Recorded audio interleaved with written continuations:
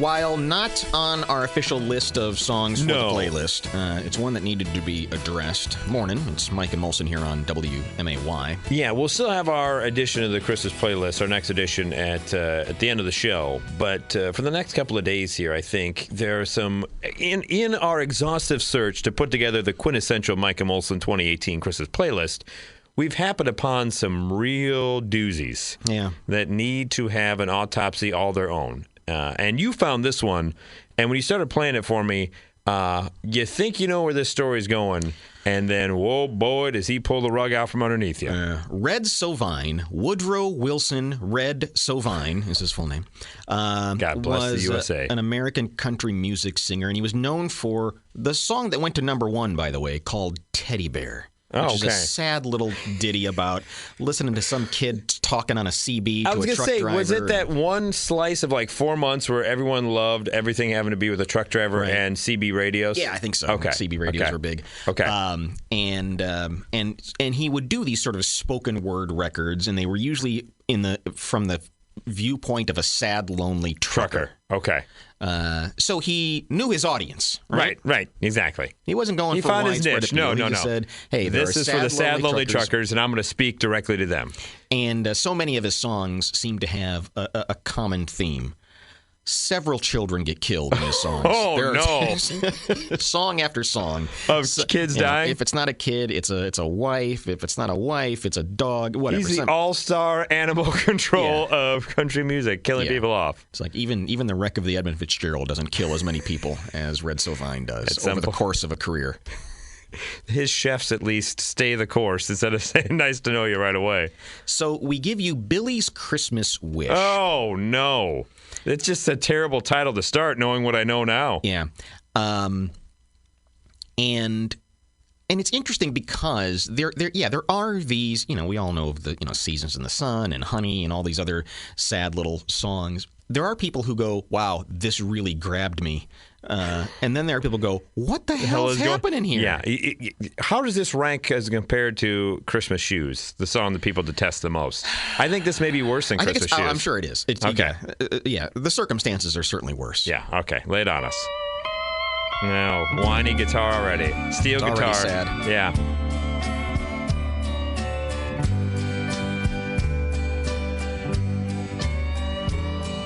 The fat man sat on the busy street corner, his white beard and red suit in rhyme.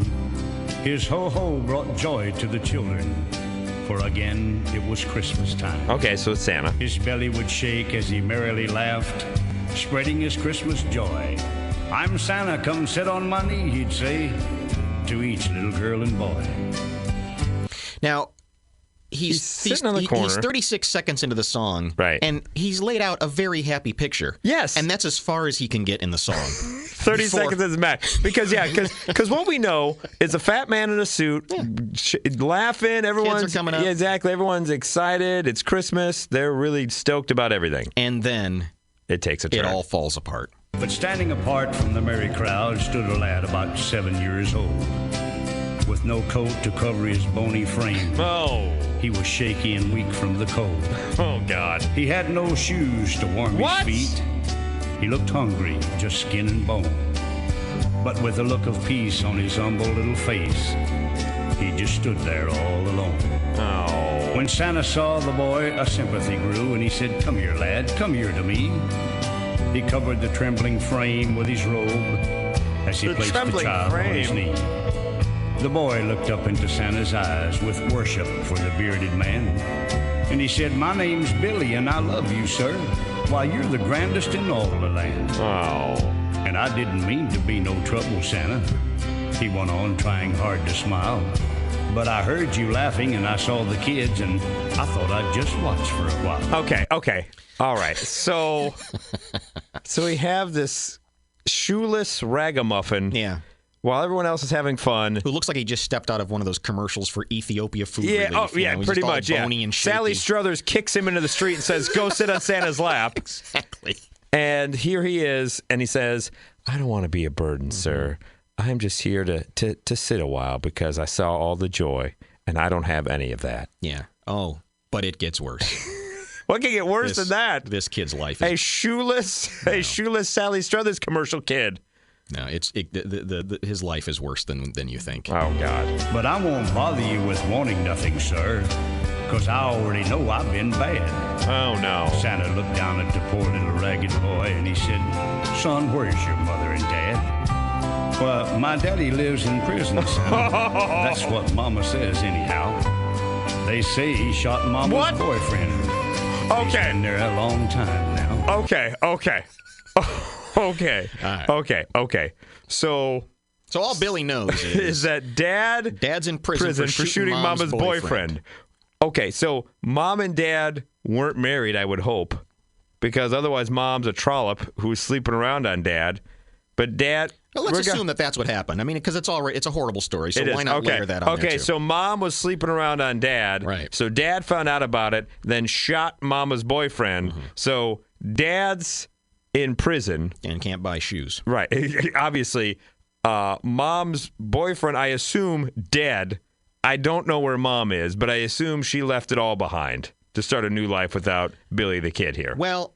Mom, it seems, found herself another sugar daddy. Oh, okay. And me and Mama, we live with Mr. Brown now. Mom works at the bar every day. Mr. Brown just drinks beer and cusses a lot whenever I get in his way. Mr. Brown's a loving individual. I've been gone about 4 days now, Santa. I've been sleeping in cars that I find. And I know that makes me a bad boy. But you sure have been treating me kind. All right. Got a little runaway kid. So little hobo sleeping in cars. Trying to get away from drunk Mr. Brown. Yeah, and his mom who's at the bar every night. Right. Wow. I've been praying for you since I've been big enough, Santa. Every Christmas Eve night. And then the next day, the kids have all the toys, and I know that you made it all right. Oh. And I'm so glad to see them so happy as I go walking along. But my stocking is always empty. And that's how I know I done wrong. Wait. I'm sure he has a beer and cigarette ash in his stocking. I'm sure there's nothing in his stocking. It's true. Brown told me all about it. He says I just ain't no good. And I know he's right, because you never came, sir. Oh. And I know if I wasn't bad, then you would. It's okay, son, Santa muttered. Such faith he had not seen in a while. Though a tear was straining to fill his eyes, he looked down at the lad with a smile. Just tell Santa what you'd like, son. Oh, God. Anything you might have in mind. Oh, boy. I didn't know where you lived before, Billy.